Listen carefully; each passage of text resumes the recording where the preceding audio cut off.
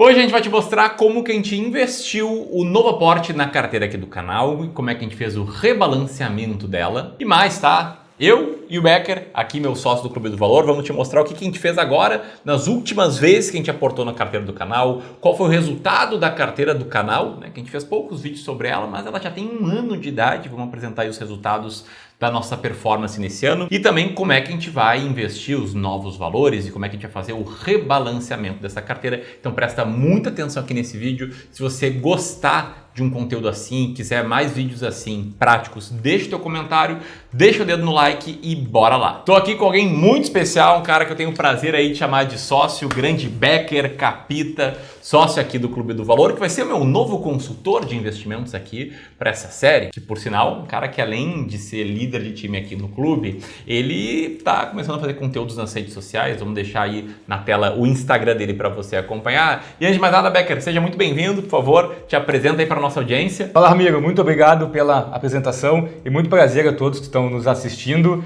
Como o Ramiro comentou, eu sou líder de time aqui no Clube do Valor, sou sócio também no Clube do Valor e também sou planejador financeiro e vai ser muito bacana poder agora te acompanhar aqui nessa jornada como investidor. A ideia hoje é realmente nós relembrarmos tudo o que aconteceu, que já foi feito aqui na carteira e principalmente identificar as novas movimentações que nós temos que fazer a partir dos aportes e dos recursos disponíveis. Vamos lá, mas antes de botar a mão na massa, 2 disclaimers, né? O primeiro que é o meio humilde, planejador financeiro CFP, CGA também, um cara aí com as melhores certificações que a gente tem no Brasil, vou falar o nome dele, né, porque ele fica, acho que, tímido aqui. E o segundo ponto, para quem é muito clubista, assim, clubista de verdade, e lembra, antigamente eu gravava os vídeos dessa série com o João Miller, também sócio aqui do Clube do Valor, continua aqui conosco, mas eu achei importante trazer a transparência e mostrar aqui um novo consultor para nos atender, até para vocês saberem que quando a gente sistematiza o processo de tomada de decisão de investimentos, ou seja, quando a gente segue uma forma de investir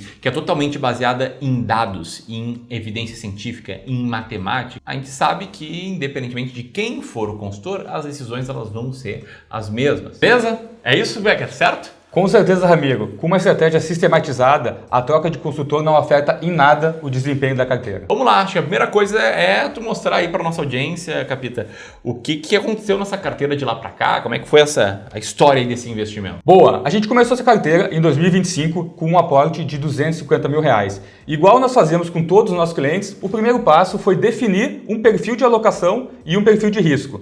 E essa carteira inicial que nós fizemos para o Ramiro foi uma carteira do nosso modelo sofisticado. Então, o que é uma carteira sofisticada? É uma carteira que possui 60% em ativos de renda variável e 40% em ativos de renda fixa. Bom, aí para recapitular aqui a nossa audiência, depois desse aporte inicial e depois da construção da primeira carteira, a gente fez mais movimento, fiz novos aportes, como é que foi isso daí? Em maio de 2025, nós fizemos um aporte de R$3 mil.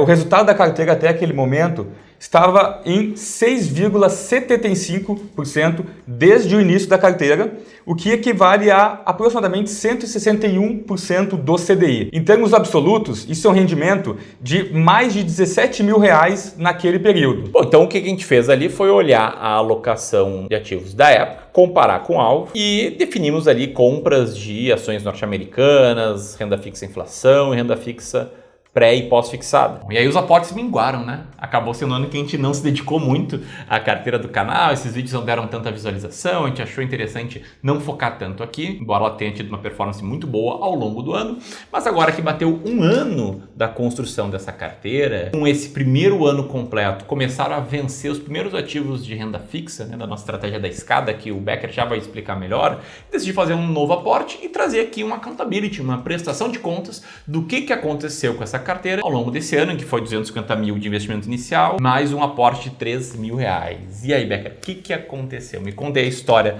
da carteira. Olhando primeiro para a Bolsa Brasileira, nos últimos 12 meses, a gente teve um desempenho de mais de 45% dos ativos ligados ao Ibovespa. Quando nós olhamos também para os fundos imobiliários, a gente identificou um resultado de aproximadamente 25% de resultado também, o que faz com que essa carteira, que tem um peso maior em ativos de renda variável, tem exatamente o desempenho que a gente observou. Então, um ponto que chamou muita atenção aqui foi a entrada de capital estrangeiro no Brasil. Foi mais de 25 bi no ano de 2025. E só em janeiro desse ano, cerca de 26 bi, ou seja, mais do que no ano de 2025 inteiro. E aí é claro que existem vários motivos por trás dessa injeção de capital estrangeiro aqui na Bolsa Brasileira. Que motivos tu identificaria aqui, Becker? O que tu comentaria sobre isso? Olha, amigo, acho que os dois maiores motivos que a gente identifica para essa ingestão de capital estrangeiro no Brasil, o primeiro deles é olhar para o nosso patamar de preço-lucro, que é a razão de quanto que as empresas lucram para o valor que elas estão sendo negociadas no Brasil. E quando a gente olha em 2025, nós estávamos nas mínimas históricas neste patamar, e de lá para cá a gente observou um aumento nesse indicador, fazendo com que as empresas, obviamente, se valorizassem, mas é porque elas estavam absurdamente desvalorizadas. Então, o estrangeiro, olhando para o nosso mercado, ele vê, aqui eu tenho uma oportunidade de aplicar capital, de ganhar dinheiro, né, de ter uma rentabilidade diferente, e com certeza esse patamar de preço-lucro muito desvalorizado é o que fez o Brasil ter um desempenho tão significativo no ano de 2025. Aquela coisa, né? Eu geralmente falo que quando a bolsa está muito barata, somente o fato dos múltiplos das empresas voltarem a um patamar normal já faz com que a bolsa suba bastante. E possivelmente, né, o investidor estrangeiro identificou aí essa simetria, viu que o Brasil estava com uma bolsa bastante barata e esse foi um dos motivos para colocar mais dinheiro. Nós já estávamos em dois motivos, né? Qual foi o segundo? Exatamente. Diferentemente do Brasil, onde a gente ainda mantém uma taxa de juros muito alta, estabelecida em 15%, nos Estados Unidos, Ramiro, isso não ocorreu. A gente observou uma queda dos juros nos Estados Unidos. E da mesma forma que a gente aqui no Brasil vê um movimento de saída de renda fixa para outros ativos em renda variável, lá fora é a mesma coisa. O governo americano baixou os juros para o patamar de 13,5%, 13,75%, o que fez com que o investidor estrangeiro levasse o seu recurso para outros países que tivessem uma melhor oportunidade. E o Brasil, nesse movimento, ficou na cara do gol para receber recursos desses investidores. E o que a gente viu foi esse movimento de queda do dólar e consequente aumento da Bolsa Brasileira também. Bom, isso aí, dando spoiler, já dá uma pista de para onde é que vai parte desse aporte novo. Para você que está pensando, agora eles vão comprar mais bolsa, que a bolsa está subindo bastante. Calma lá, já vamos te mostrar o que a gente vai fazer e o porquê. Mas eu quero saber mais aí, Becker, das tuas visões sobre o cenário internacional. O que rolou aí ao longo dos últimos 12 meses e principalmente, né, quais foram os resultados da carteira, né? Não só da parte de ações brasileiras, mas da carteira como um todo. Sem dúvida, Ramiro, 2025 foi um ano de muitas notícias, de muitas manchetes, de muitos acontecimentos. E nos Estados Unidos não poderia ter sido diferente. E o ano começou com um evento muito pragmático, que foi o Liberation Day. Na verdade, 2025 foi o primeiro ano do segundo mandato de Donald Trump e ele começou o seu mandato já colocando algumas das suas políticas econômicas em voga. O que foi o Liberation Day, Ramiro? Foi uma política de taxação de economias para importação de produtos. E isso movimentou muito todo o mercado americano. No dia 1º de abril foi quando essa política de taxas foi implementada e naquela ocasião o mercado americano chegou a cair 10% do S&P 500 e a Nasdaq chegou a cair 15% em mais ou menos 2 dias, o que não acontecia praticamente 20 anos. E isso movimentou muito o mercado e assustou muito os investidores. O engraçado é que depois dessa queda, o mercado americano subiu praticamente em linha reta.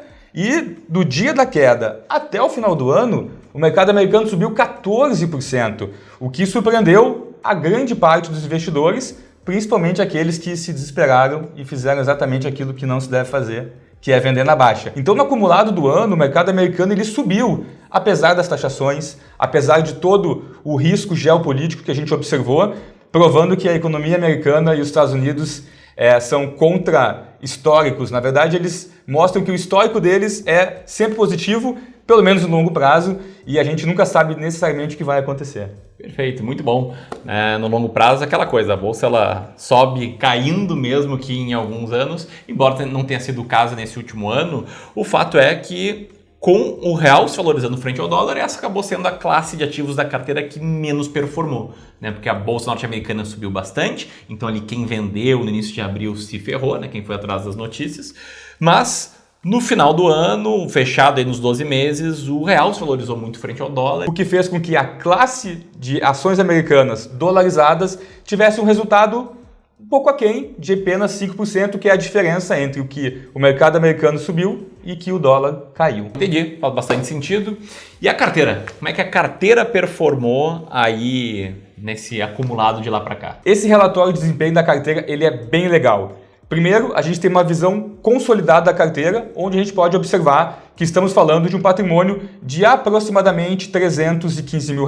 Nos últimos 12 meses, esta carteira rendeu 21%, frente a 14% do CDI, o que nos dá um retorno de aproximadamente 150% do CDI, o que é um retorno bastante satisfatório. Bastante satisfatório, mas vamos lá, a carteira perdeu para o Ibovespa, o que tu teria a comentar sobre isso? Vamos lá, amigo, esse é um ponto super importante e que eu recebo essa pergunta de muitos clientes no dia a dia. É muito comum a gente comparar o retorno da carteira frente ao retorno de uma classe específica, principalmente quando essa classe tem um retorno muito exacerbado, como aconteceu com as ações brasileiras.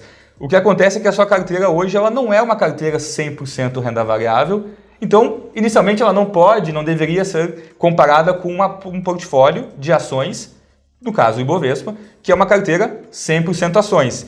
E se nós pegarmos aqui o histórico de todas as classes de ativos, renda fixa, fundos imobiliários, ações americanas, renda fixa pré-fixada, inflação, a gente sempre vai observar que, dentre os anos, ao menos uma classe de ativos não irá performar tão bem. Essa classe pode ser as ações brasileiras, como aconteceu em 2024. Essa classe pode ser a Bolsa Americana, como aconteceu em 2022.Essa classe pode ser, inclusive, a renda fixa indexada à inflação, que nos últimos 12 meses a inflação ficou controlada em 5,5%, 5,6%. Ou então essa carteira pode simplesmente ter um desempenho aquém por conta do dólar. Então, num histórico de períodos, nós sempre vamos observar que numa carteira diversificada, ao menos uma classe de ativos não irá performar bem, e se comparado com aquela que performou bem, a gente vai entender que talvez a carteira não esteja tão bem em termos de rentabilidade. O que acontece é que no longo prazo, quando nós observamos essa carteira que possui um combinado de estratégias e retornos distintos, ela irá performar melhor do que todas as estratégias isoladamente, com muito menos risco, justamente porque você observa um desempenho um pouco mais equilibrado, aquela curva do gráfico, que nada mais é do que o risco da carteira, será uma curva um pouco mais linear, e quando a gente fala em risco, essa linearidade é os sustos, tanto para cima quanto para baixo. Então, de fato, a sua carteira rendeu abaixo do Ibovespa no ano de 2025. Porém, eu tenho muita confiança que essa carteira, por conta da diversificação que possui, ela terá um resultado possivelmente tão bom quanto o Ibovespa e com uma garantia muito grande não terá as mesmas quedas que o Ibovespa teve e que, com certeza, aquele investidor que estava totalmente concentrado em 2024, ele passou certamente por alguns períodos e alguns momentos aí de bastante aflição. Então, basicamente, dá para dizer que se o investidor estiver comparando a carteira dele com uma classe de ativos específica no curto prazo, ele vai tender a ver o copo do meio vazio, o lado meio vazio do copo. Mas no longo prazo, a diversificação é o que deixa o copo bem cheio, por assim dizer, para o investidor, né? Aquela lógica de que o cara que tinha uma carteira diversificada ali até 2008 pensava, poxa, o Ibovespa rendeu mais do que a minha carteira. Mas depois da crise de 2008, ele pensou, opa, menos mal, ainda assim eu perdi para renda fixa. Mas aí depois do período seguinte, a queda de 2008, ele ainda pensou, eu deveria ter um portfólio mais agressivo. E aí no fim das contas, lá no frigir dos ovos, o retorno total da carteira diversificada acaba sendo bem maior, né, do que os seus componentes. É basicamente isso, né? Exatamente isso, amigo. Bom, e outra coisa que eu achei legal é essa tabela aqui que tu me mostrou, em que só de rentabilidade a gente vê aí cerca de R$54 mil, né, nos últimos 12 meses, que eu achei um baita resultado. E eu gostei de ver que em quase todos esses meses a carteira teve um retorno positivo, né? Tudo isso uma volatilidade relativamente baixa, rendendo aí acima do CDI em quase todos os meses. Mas vamos dar uma olhada em classe por classe, me contem como é que foi essa quebra da carteira classe por classe. Quando a gente olha para a categoria de pós-fixados, os produtos que são indexados à taxa Selic, ao CDI, a gente observou em 12 meses um retorno de 16%. O CDI, que é a referência para essa categoria, ficou em 14,36%, o que nos dá um retorno somente nessa classe de aproximadamente 110%, 120% do CDI, o que é um retorno muito bom para uma classe sem risco e que é uma classe que tem um retorno consistente. Quando nós olhamos para a renda fixa indexada à inflação, acontece justamente o aspecto que eu lhe trouxe. A renda fixa indexada à inflação, ela perdeu para o CDI. Por quê? O CDI está num patamar tão alto que faz com que a inflação tenha um indicador controlado e mesmo uma carteira que possui um ativo de renda fixa pagando inflação mais 8, eventualmente até inflação mais 9, esses títulos no curto prazo perderá para o CDI. Mas eu não acredito que o CDI ficará no patamar de 15% por tanto tempo. Então, a longo prazo, é improvável que uma carteira de inflação perca para o CDI. Mas no curto prazo, é factível, como aconteceu. Quando a gente olha para a categoria de pré-fixados, a gente observa novamente um bom retorno, assim como nos pós-fixados. A carteira rendeu 15,73 frente aos 14,36 do CDI, muito por conta dos bons títulos que foram comprados na carteira e principalmente pela taxa Selic, que ainda está alta e que permitiu que a gente pudesse comprar esses títulos e possa carregar eles, inclusive, por mais 2, 3 anos, como a gente está dispondo na sua carteira. Depois disso vem os multimercados, né? Para quem é clubista vai pensar, poxa, como assim o Ramiro está investindo em multimercado? Ele diz que a carteira que é um grande multimercado. Aqui é só uma questão aí da corretora que identifica como multimercado a nossa parcela em ações norte-americanas. Então hoje está escrito multimercado, leia-se Bolsa Norte-Americana, e aí foi o que a gente falou, né? Uma performance relativamente tímida, de cerca de 8%, né? Que é a alta da Bolsa Norte-Americana, e aqui a nossa forma de selecionar ações norte-americanas performou bem, performou um pouco acima da média da Bolsa, mas o impacto do dólar acaba jogando contra, visto que o real se valorizou frente ao dólar. E aí a gente vai para os grandes campeões, né? Lá no topo do pódio, a nossa parte de ações brasileiras. Uma performance aí incrível, né? 44,8%, praticamente o dobro da performance da nossa parte de fundos imobiliários, que a gente acabou incluindo nessa carteira aqui, para demonstrar o que a gente faria, né, com a carteira de um cliente que valoriza muito aquela renda pingando, um cara que eventualmente já está vivendo de renda ou que não tem imóveis no seu nome, que nem sempre a gente inclui fundos imobiliários na carteira. É até um ponto que a gente pode revisar, dado que a gente está subindo aqui que o perfil é de uma carteira de longuíssimo prazo, que não está sendo otimizada para geração de renda, mas ainda assim, por ser renda variável, tem uma performance aí bastante legal. Fechando o ano, né, com essa rentabilidade aqui por classe que você está vendo na tela. Aí dando uma olhada na nossa carteira a nível dos ativos, vocês podem ver uma série, né, de títulos privados, seguindo a nossa estratégia da escada, tanto para renda fixa pós, quanto renda fixa inflação e pré. Para a parte de ações norte-americanas, o nosso fundo de multifatores nos Estados Unidos, em que a gente traz uma estratégia quantitativa para selecionar ações norte-americanas, seguindo os fatores de momentum e quality, né, para ter uma performance potencialmente maior do que a média do mercado norte-americano no longo prazo. E na parte de ações brasileiras, meio a meio entre o nosso fundo de ações baratas e o nosso fundo de momentum, explorando aí dois diferentes fatores que, se combinados, né, performam muito bem no longuíssimo prazo. Nesse prazo mais curto, a parte de ações baratas venceu e performou melhor do que a parte de ações momentum. Lembrando aqui que a gente opta por investir em fundos de investimentos na parte de renda variável por uma otimização tributária, né? Sempre que tu investe via fundo de investimento, você não está pagando imposto de renda quando o gestor do fundo compra e vende uma ação com lucro. Então, se aqui no fundo a gente comprou, por exemplo, uma empresa como Petrobras por um determinado preço, depois a gente vendeu ela com muito lucro, o investidor não vai pagar imposto de renda sobre esse lucro, ele paga somente no resgate das cotas,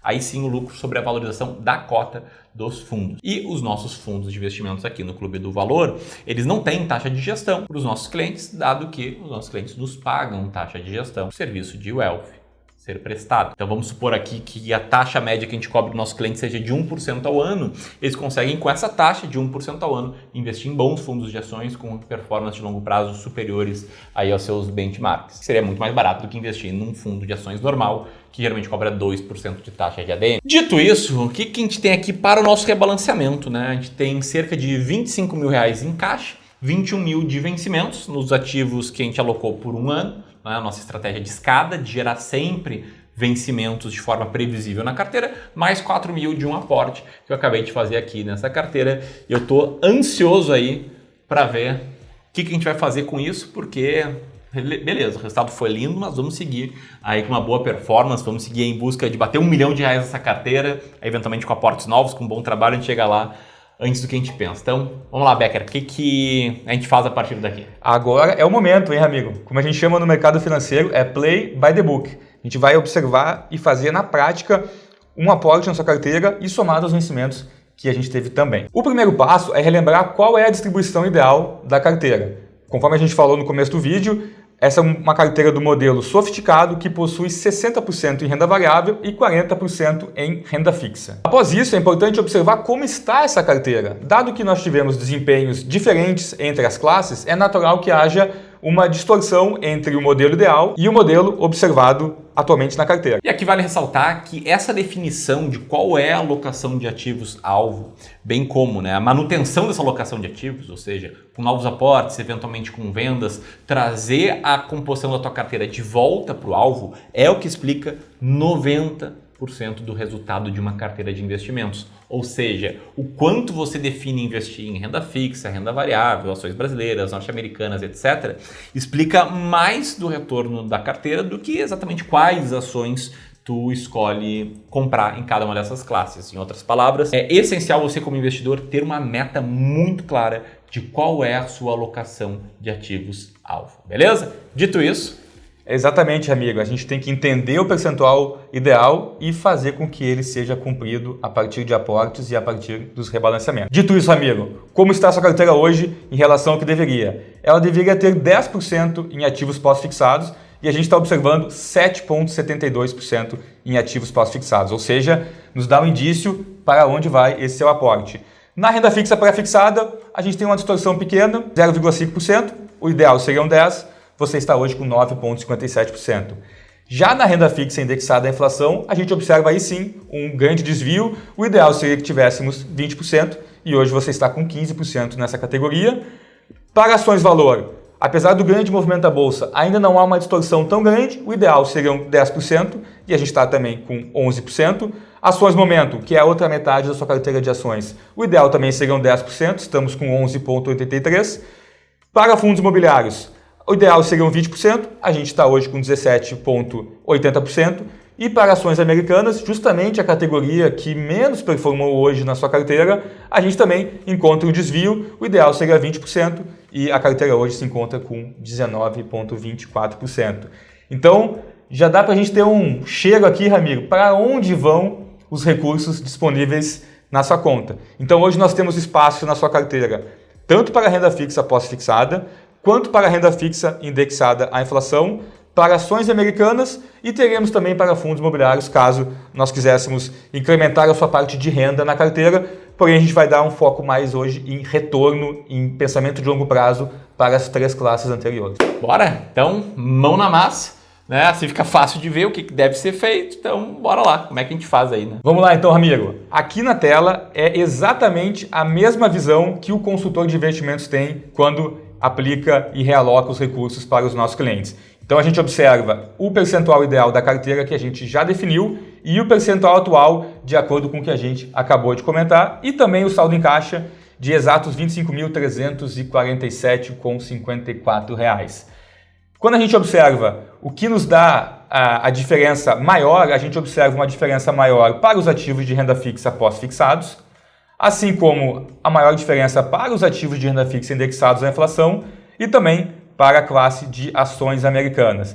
E aqui para o lado, se a gente for para a coluna que está pintada em azul, a gente já consegue observar um direcionamento maior, onde a gente vai alocar R$ 6.000 na classe de pós-fixados, R$ 15.000 na classe de indexados à inflação, que é justamente a classe que tem a maior dispersão e desvio entre o ideal e o atual. E nós vamos também priorizar o restante do recurso para ações americanas dolarizadas, totalizando um aporte de R$ 25.000. Que é o reinvestimento de vencimentos mais o novo aporte. Então, basicamente, a gente está falando aqui que a gente vai comprar ativos das classes de ativos que têm menor peso, ou seja, aquelas que talvez as pessoas não queiram tanto comprar hoje no mercado, né? Hoje em dia é muito mais sexy tu falar que vai comprar a bolsa brasileira do que bolsa norte-americana. Hoje em dia é muito mais sexy falar que tu está saindo da renda fixa em vez de colocando um pouco de aportes em renda fixa, e a gente está novamente indo contra a manada. Lembrando que na parte de renda fixa a gente segue essa estratégia aí que está bem explicada na tela, que é a estratégia da escada de vencimento